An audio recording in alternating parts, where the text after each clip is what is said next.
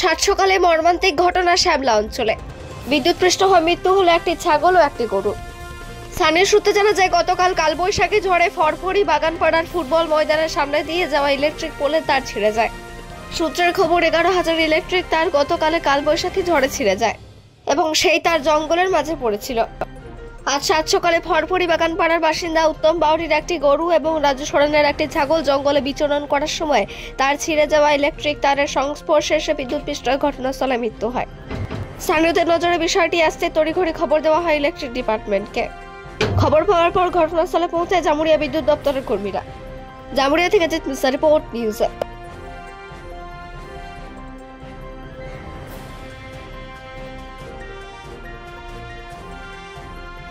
কি হয়েছে ঘটনাটি আজকে? গতকাল কালবৈশাখী প্রচণ্ড ঝড় হয়, সেই দিনে রাত্রে একটা ইলেকট্রিক লাইনের তার, যেটা ফরফরি থেকে শ্যামলা গেছে, সেইটা কেটে পড়েছিল। কেউ দেখেনি, এইদিকে ঝোপঝাড় কেউ আসেনি মানুষ, কিন্তু সন্নিকটে পাড়া আছে, সেই পাড়ার গরু ছাগল সকালবেলায় চড়তে যায়।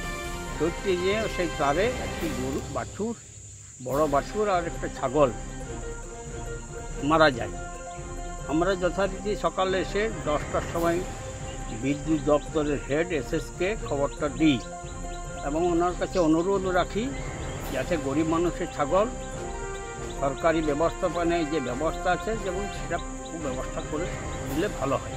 বিদ্যুৎ দপ্তর এসছে ঘটনাস্থল? হ্যাঁ, বিদ্যুৎ দপ্তর এসছে, ওরা তার লাগাচ্ছে, হবে। আপনার নাম? নির্মল ঘোষ। দেখুন, দুর্ঘটনা কখনো বলে আসে না।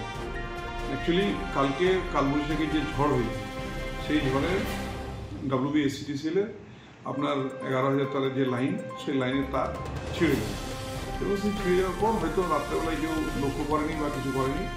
সকালবেলায় হয়তো গরু বা ছাগল, যেখানে গবাদি পশু যেগুলো মাঠে যায়, সেগুলো যেমন নিত্যদিনের মতন কালকেও গিয়েছিল, মানে যাওয়ার পর আজ সকালবেলা হয়তো হঠাৎ তারের সঙ্গে কোনো সংযোগ হয়ে যায়, লাইনটা কাটে না বা তাদের কাছে খবরও ছিল না।